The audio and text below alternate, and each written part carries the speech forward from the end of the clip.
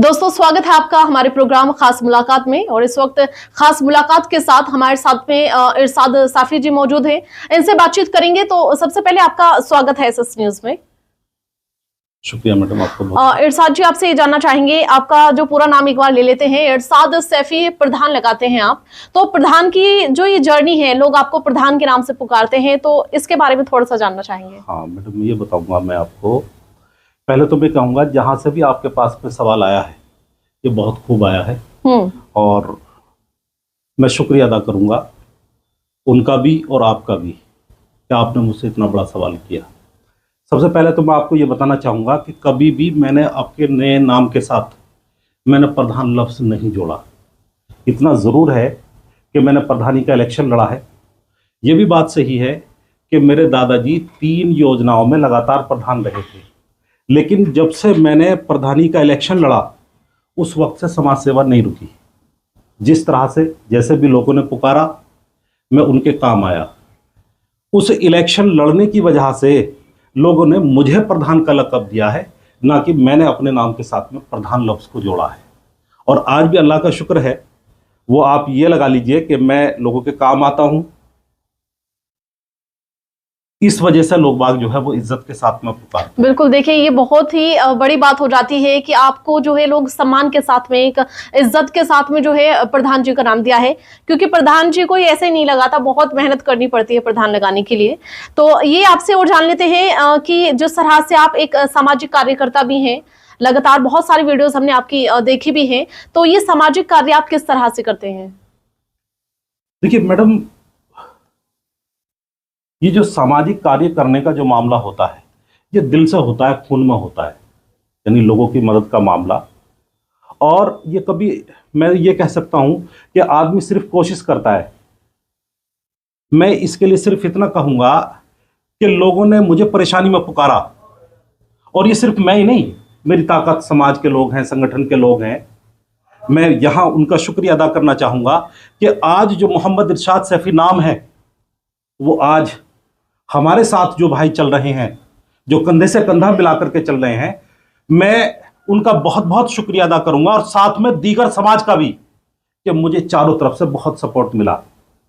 लेकिन सिर्फ मेरी सोच ये रही कि अगर किसी शख्स ने मुझे परेशानी में पुकारा, मैंने कभी ये नहीं सोचा कि वो काम हो जाएगा या नहीं होगा।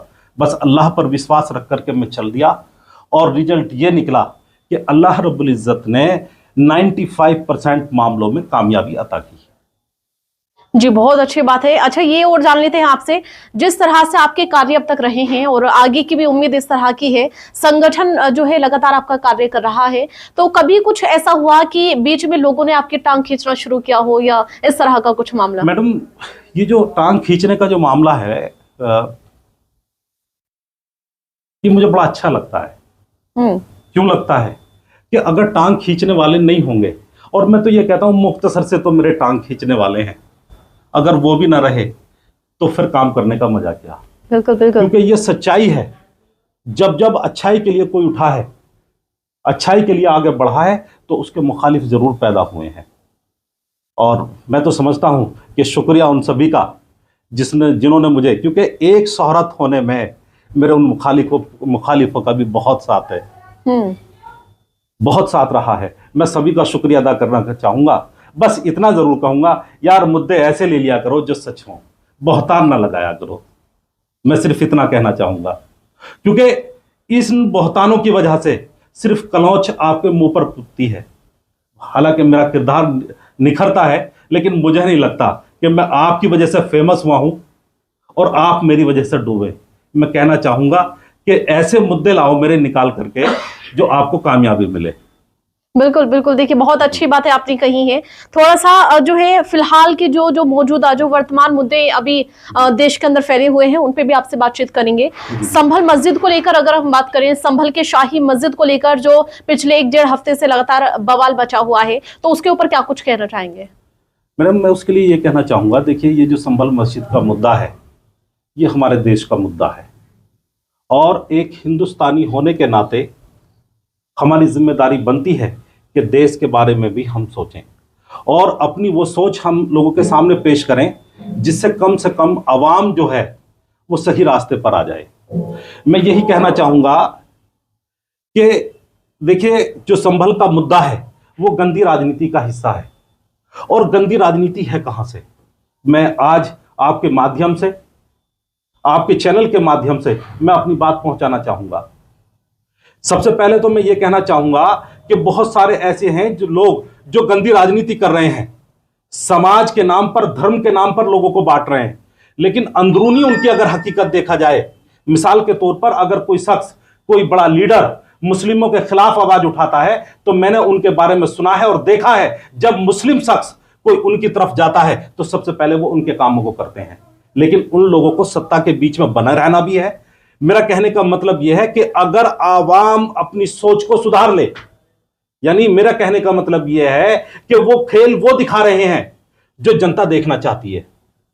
मैं यहां सरासर जो गंदी राजनीति करने वाले हैं, मैं उनको टारगेट नहीं कर रहा, मैं उन लोगों को भी कर रहा हूं।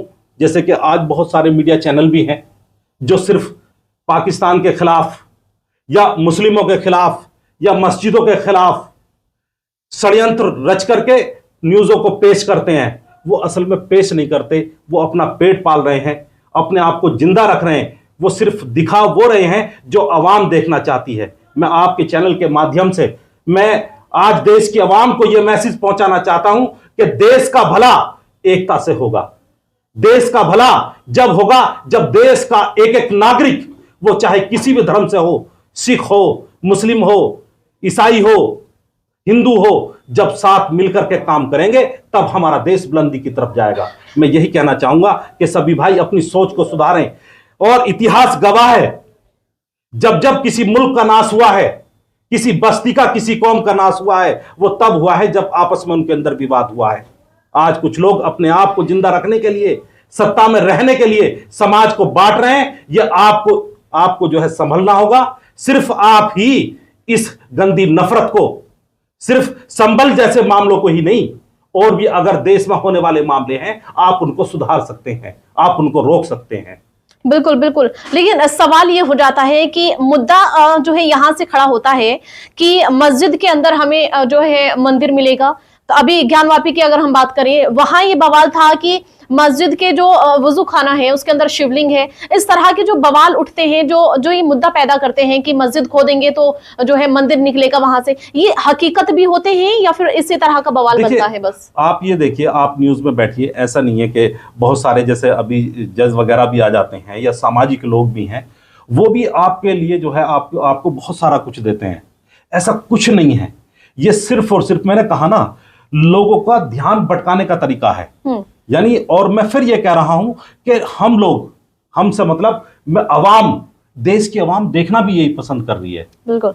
आज देश के अंदर इलेक्शन देश के डेवलपमेंट को लेकर के नहीं हो रहे, देश की तरक्की को लेकर के नहीं हो रहे, सिर्फ धर्म के ऊपर और जाति के ऊपर इलेक्शन हो रहे हैं। मैं आपके चैनल के माध्यम से देश के अवाम से यही कहना चाहूंगा कि आप धर्मवाद से आइए और आप सच्चे देशभक्त बनिए, देश के हित में फैसला लीजिए। इंशाल्लाह देश हमारा बुलंदी की तरफ जाएगा। बिल्कुल बिल्कुल। देखिए, ये बहुत अच्छी बात है। लेकिन अगर हम भारत की बात करें, उत्तर प्रदेश की ही अगर हम बात कर लेते हैं, अभी किसानों का मामला ले लीजिए। किसानों पर जो किसानों की बदहाली है, जो उनका बुरा हाल इस वक्त उत्तर प्रदेश में बना हुआ है, उसके ऊपर क्या कुछ कहना चाहेंगे? देखिए, हाँ मैडम, मैं वो ये कहना चाहूंगा, जैसे कि मैं फिर यहाँ अपने संगठन को ले आता हूँ। जैसे हमारा संगठन है, अभी आपने भी कहा कि हमारा संगठन सक्रिय है, मैं आपके अल्फाजों से ही कह रहा हूं। वो क्यों है? वो इसलिए है कि जब कोई मामला हमारे पास में आता है, वो किसी के फैसले का हो, किसी की परेशानी का हो, हम उसमें अपना 100% देने की कोशिश करते हैं। ठीक इसी तरह से देश भी चलेगा। देश के जो प्रधानमंत्री हैं, उनकी जिम्मेदारी बनती है देश के लोगों की जरूरियात को पूरा करना, देश के लोगों की जायज मांगों को पूरा करना। किसान लोगों की भी कुछ मांगे हैं, अब से पहले भी वो बैठे थे। अगर उनकी वो मांगे पूरी हो जाती तो शायद आज दोबारा ये हमारे देश के जो किसान हैं, जिनकी वजह से आज हमें घरों में बैठे हुए अनाज बहुत सस्ते रेटों में मिलता है, जिसको वो बड़ी मेहनत मशक्कत के साथ उगाते हैं, वो आज परेशान ना होते। नहीं, देखिए, आप जिस तरह से जो है सरकार की बुराइयां कर रहे हैं, देखिए सरकार इस बात को कहती है, मतलब आप पहले सुनिए फिर जो है इस तरह का बोलिए। ये सरकार का कहना है कि पहले हमारे विकास कार्यों को देखिए, उसके बाद जो भी आरोप लगाने हैं तब लगाइएगा। आप साइंस के जरिए से जाएंगे तहकीक में तो नुकसान जो दे रही है वो गैस दे रही है। लेकिन आप इसको क्यों कह रही हैं? क्या ये गैस जो है तभी से है जब से हमारे मोदी जी आए हैं या बीजेपी आई है सत्ता में? ये तो बहुत पहले से है। बिल्कुल। और ऐसी बहुत सारी चीजें हैं, उन्होंने एक पूरी लिस्ट ऐसे तैयार की हुई है। मैं आपको बता देता हूं, ये मेरी जिंदगी का उसूल रहा है। ना मैंने किसी सरकार की बुराई की, ना मैंने किसी इंसान की बुराई की। मैं उन कामों के खिलाफ बोलता हूं जो गलत होते हैं, जो अच्छे होते हैं। क्या बीजेपी ने अच्छे काम भी नहीं किए हैं? मैं उनकी बहुत अच्छे से तारीफ करता हूं। आज जो पहले जो आपका बदमाशी वाले जो लोग थे, आज वो बिलों के अंदर हैं। आज अच्छा आदमी, मेहनत कश आदमी जिंदगी जो है अपने सुकून के साथ में गुजार रहा है। ये बहुत अच्छा काम है। लेकिन उसके साथ साथ ये जो नफरत का जो मामला, जो बीज बोया जाता है, जिससे कभी भी नुकसान देश को बहुत ज्यादा हो सकता है, यानी आवाम को आपस में भिड़ाना, धर्म के ऊपर लड़ाना, ये जो एजेंडे हैं, मैं समझता हूं कि ये अच्छे नहीं हैं। इन एजेंडों को ना लेकर के जो अच्छे काम किए हैं उनको सरकार को अपने को पेश करनी चाहिए। और ऐसी बात नहीं है, अच्छे लोग भी हैं, अगर वो अपनी अच्छाई पेश करेंगे वो भी चीज समझ में आएगी लोगों को, उससे भी वोट मिलेगा। देखिए, आपके एडवाइस जो है हमारे दर्शक भी सुन रहे हैं, और जो आप सरकार को जो सही रास्ता बता रहे हैं वो भी जरूर सुनेंगे इस चीज को। लेकिन अभी संगठन पे फिर से आ जाते हैं। आपके संगठन के बारे में थोड़ा सा जान लेते हैं, क्योंकि तारीफें और जो कार्य है वो हमने हालांकि देखे हैं, और जो है लोगों के मुंह से भी इस बात को हम सुन लेते हैं। तो संगठन के बारे में ये जानना चाहेंगे कि कब से कार्य कर रहा है ये? देखिए मैडम, संगठन तो हमारा, मैं आपको बताता हूं, कभी अखलाक सैफी का मर्डर हुआ था, जिन पर गाय के गोश्त का इल्जाम लगा करके उनका मर्डर कर दिया गया था। आवाज उठी देश में, और जो कातिल हैं वो जेल भी गए। ऐसा नहीं है कि जेल गए, लेकिन उसमें हम लोगों ने ये देखा कि जिस तरह से एक समाज अपने समाज के लोगों के लिए आवाज उठाता है, वो आवाज नहीं उठ पाई। ठीक इस तरह से छोटे छोटे मामलात और भी थे, और भी बहुत सारे थे, जो एक कौम अपनी कौम के लोगों के लिए आवाज उठाती है, वो आवाज नहीं उठ पाई। उसके बाद में हम लोगों ने, ये सिर्फ मैं ही नहीं, संगठन के सभी लोग मौजूद थे, सभी का मशवरा था, सभी की फिक्र थी। मैं ये नहीं कह रहा कि पूरा श्रेय मुझे जाए, उसमें ये फिक्र ली कि भाई वाकई कौम को जो है रहबर की जरूरत है। और उसके बाद में ऐसा हुआ भी, तकरीबन 4-5 मर्डर हुए हैं, और भारतीय सैफी समाज संगठन ने जालिम को, कातिल को जेल का रास्ता दिखाया है।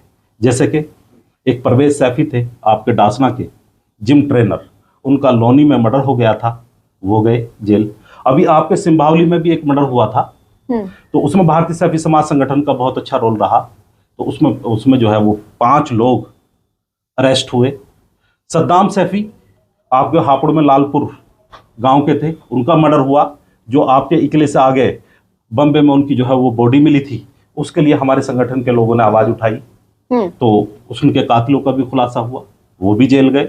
साबिया सैफी, ठीक इसी तरह से बहुत सारे मामलात हैं। जब से हम लोग खड़े हुए हैं, हम अपने कामों को करते हुए आ रहे हैं। बाकी ये जो घर में नाज तफाकियां हैं, शौहर बीवी में, भाई भाइयों में, ऊपर वाला उनके लिए भी काम करा रहा है। लेकिन हमारी सोच बस ये रही है कि हमसे नाहक कोई काम ना हो, सही काम हो, बस हम उस हिसाब से चल रहे हैं।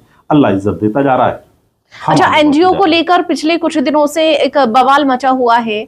जो भी लोग एनजीओ के नाम पर पैसे की मदद के लिए गुहार लगाते हैं लोगों से कि हम गरीबों की मदद करेंगे, चंदा इकट्ठा करने का काम करते हैं, तो उनके ऊपर कुछ आरोप प्रत्यारोप की बौछारें हमें नजर आ रही हैं।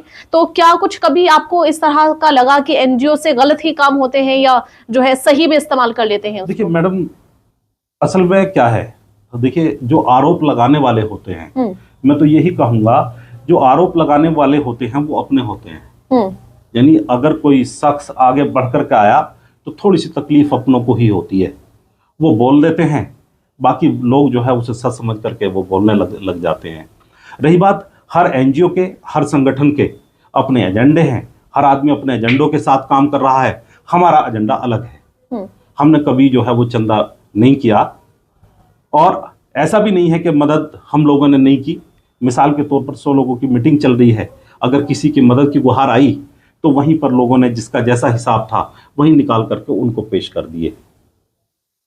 तो इस तरह की मदद हम लोगों ने भी की है। वैसे भी सोशल मीडिया पे भी संगठन के थ्रू जो हुआ है, उनके बारकोड हमने डाल दिए। बहुत कम ऐसा होता है, बारकोड डाल दिए सीधा उनके अकाउंट में चला गया, इसलिए कभी हम पर जो है इस तरह के वाद विवाद नहीं लगे। देखिए, इरशाद सैफी जी हमारे साथ इस प्रोग्राम में मौजूद थे। हालांकि क्या कुछ इन्होंने सरकार को लेकर कहा है, संभल विवाद के ऊपर क्या कुछ इन्होंने बोला है, किसानों की जो बदहाली है उसके ऊपर क्या कुछ बोला है, वो तमाम चीजें आपने सुनी है। और इसी तरह के प्रोग्राम देखते रहिएगा। मैं सरा चौधरी, SS न्यूज।